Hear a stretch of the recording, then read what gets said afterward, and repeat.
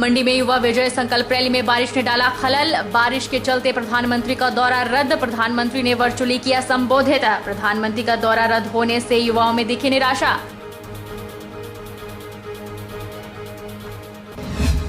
अब किंतु परंतु की कोई गुंजाइश नहीं। मंडी के पंडित परिवार ने बदली सियासी चाल। अनिल शर्मा का पूरा परिवार भाजपा के साथ। अनिल बोले, जो रास्ता मैंने चुना उस रास्ते पर आश्रय भी चलेगा।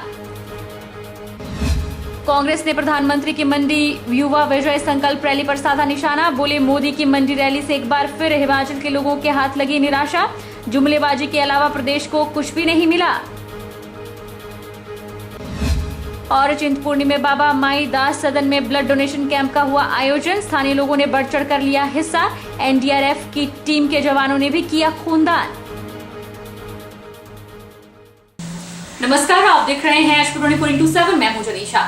मंडी में भारतीय जनता युवा मोर्चा की युवा विजय संकल्प रैली में खलल पड़ गया। रैली में ये खलल बारिश ने डाला। ऐसे में अब प्रधानमंत्री नरेंद्र मोदी का मंडी दौरा रद्द हो गया।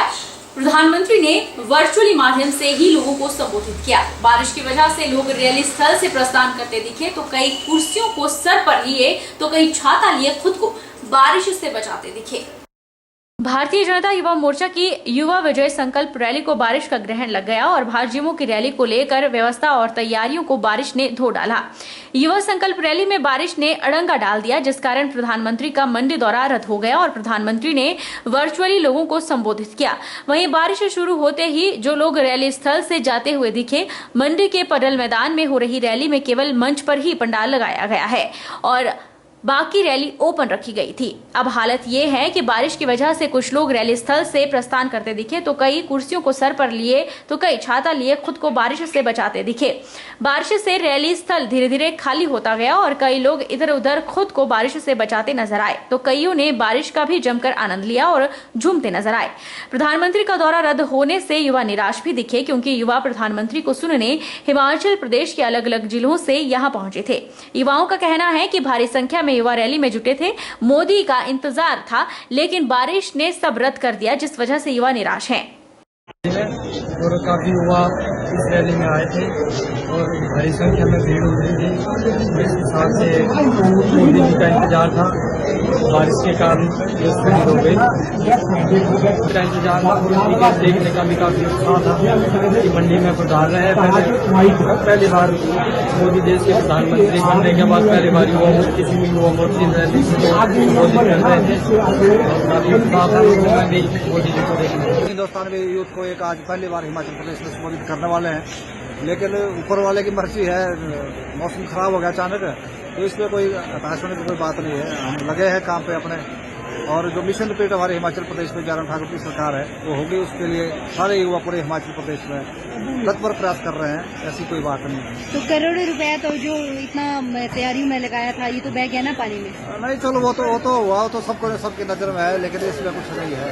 ये तो युवाओं का एक कार्यक्रम था हमारे यूथ के लिए। इसके लिए जो हमारे वरिष्ठ नेता है, वरिष्ठ लोग है, हर चीज है, वो अपने तरीके से मेंटेन कर लेंगे।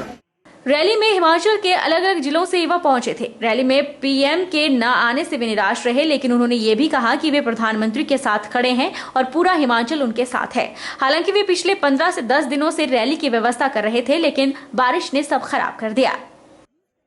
यहाँ पे आए थे, हमने बारिश में भी इंतजार किया। खराब मौसम के कारण आदरणीय प्रधानमंत्री जी नहीं आ पाए यहाँ पे, पर फिर भी हम उनके साथ खड़े हैं।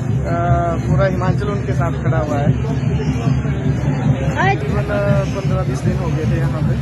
जितनी व्यवस्था करने की अपने जैसे बूथ स्तर पे हमारे जितने प्रभारी लगाए थे, जितने भी कार्यक्रम थे, हर कार्यकर्ता अपने अपने लेवल पे काम कर रहे थे। पर किसी कारण बस मौसम का ऐसा आफत होगी कि मोदी जी यहाँ पे नहीं आ पाए।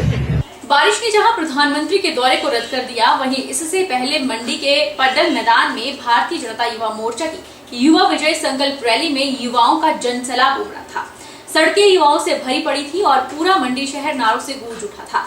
हजारों की संख्या में युवा प्रधानमंत्री को सुनने के लिए छोटी काशी में पहुंचे थे।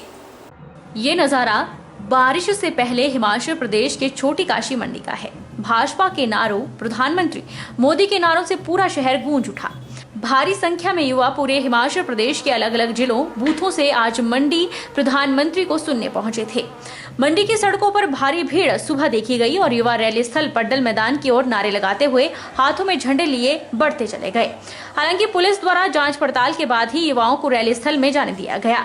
वहीं इस दौरान एक युवा बजरंग बली बनकर भगवा में रंगा हुआ, सर पर कमल लिए और हाथ में गदा लिए नजर आया। जब उससे बात की गई तो उसने कहा कि जहां जहां भी नरेंद्र मोदी की रैली होती है वहां वहां इसी रूप में सभा का साक्षी बनता हूं। गरीबों के मसीहा नरेंद्र मोदी है। आज जच्चा से लेकर बच्चा तक कह रहा है कि जब तक सूरज चांद रहेगा मोदी तेरा नाम रहेगा। मंत्री नरेंद्र दामोदर दास मोदी जी की जहाँ जहाँ सभा होती है मैं इसी रूप में सभा का साक्षी बनता हूँ। और आज जो है इनका कार्य वो जन जन और कन कन के लिए बोलता है। आज जो गरीबों के मसीहा पूरे भारत को जो दिए हैं सौगात दर सौगात लाकर, वो पूर्व में कभी ऐसा नहीं हुआ था। लेकिन आज चच्चा से लेके बच्चा तक ये कहते हैं जब तक सूरज चांद रहेगा मोदी तेरा नाम रहेगा, क्योंकि ये गरीबों की मसीहा है। ये गरीब के लिए कार्य करते हैं और देश के कार्य के लिए अपना घर परिवार छोड़ के पूरे देश के लिए समर्पित हो गए हैं। युवा विजय संकल्प रैली में बारिश से बाधा आई। हालांकि प्रधानमंत्री ने रैली को वर्चुअली संबोधित किया। बारिश के बाद एकाएक रैली स्थल से युवा निकलना शुरू हो गए, जिस कारण सड़क पर ट्रैफिक बढ़ गया। ट्रैफिक को नियंत्रण में लाने के लिए खुद एसपी मंडी शालिनी अग्निहोत्री ने मोर्चा संभाला और ITI चौक में ट्रैफिक खुलवाती नजर आई। भारतीय जनता युवा मोर्चा की युवा विजय संकल्प रैली में बारिश से बाधा आई। हालांकि प्रधानमंत्री ने रैली को वर्चुअली संबोधित किया। हजारों की संख्या में पडल पहुंचे युवाओं और लोगों ने बारिश के बाद घर लौटना ही बेहतर समझा। बारिश के बाद एकाएक रैली स्थल से युवा निकलना शुरू हो गए।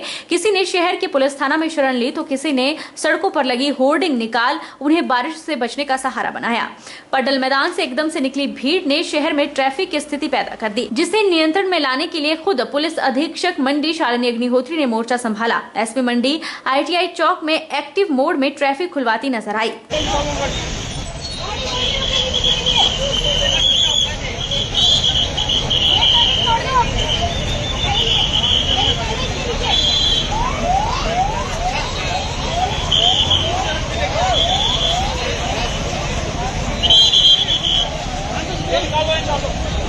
हिमाचल प्रदेश मुख्यमंत्री जयराम ठाकुर ने मंडी में आयोजित पत्रकार वार्ता में कहा कि प्रधानमंत्री नरेंद्र मोदी का मंडी के पड्डल मैदान में निर्धारित कार्यक्रम में वे नहीं पहुंच पाए, लेकिन उन्होंने वर्चुअली लोगों को संबोधित किया। पीएम ने युवाओं को उत्साहित भी किया और प्रोत्साहित भी।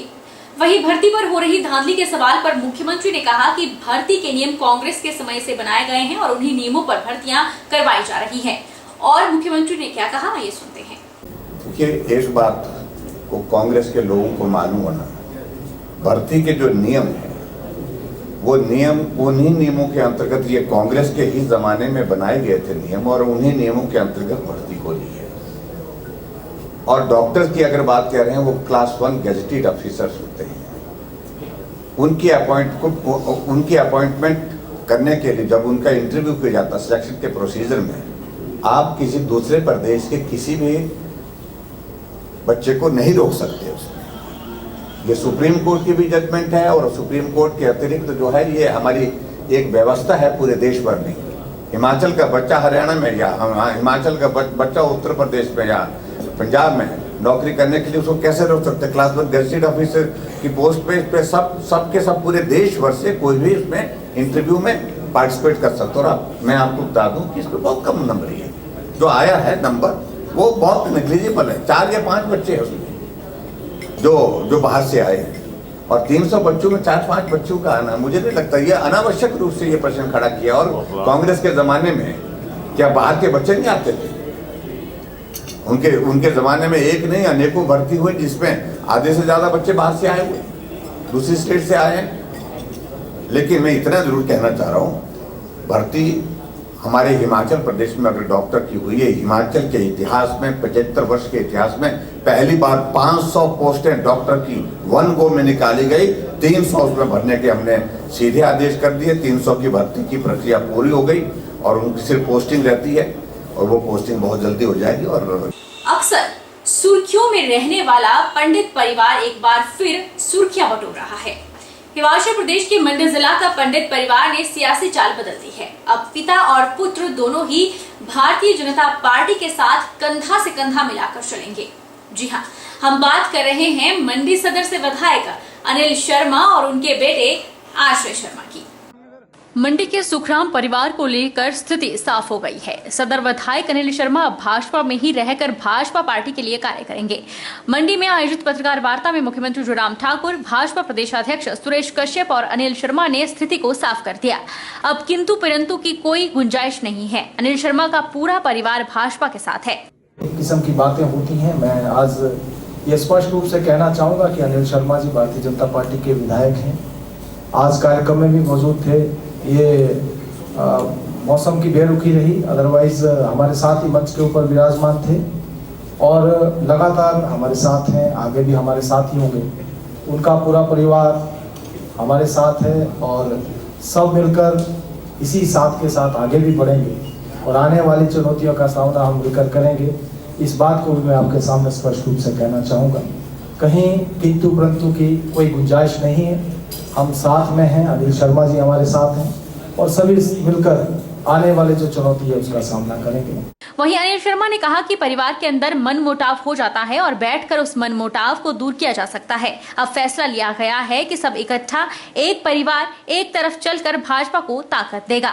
अनिल ने कहा कि उन्होंने अपनी विधानसभा क्षेत्र के लिए उचित समझा कि जो रास्ता हमारे परिवार ने अलग अलग चुनकर रखा था उसे एक साथ लेकर चले। मेरे पिताजी ने जो फैसला लिया था उसके बाद मैं अलग हो गया, लेकिन अब पिताजी रहे नहीं और मिलकर ये फैसला लिया गया है कि जो रास्ता मैंने चुना है उस रास्ते पर आश्रय भी चलेगा। जो आज क्योंकि लंबे समय के बाद जो हमारा रास्ते अलग अलग थे, जिसकी वजह से उस समय के लिए आज हमने ये अपने विधानसभा क्षेत्र के लिए, हिमाचल के लिए उचित समझा कि जो रास्ता हमारे परिवार ने अलग अलग चुन के रखा था उस रास्ते को एकजुट होकर एक तरफ हम लेके चलें, जिससे कि प्रदेश के लिए अच्छा हो, हमारे क्षेत्र के लिए अच्छा हो।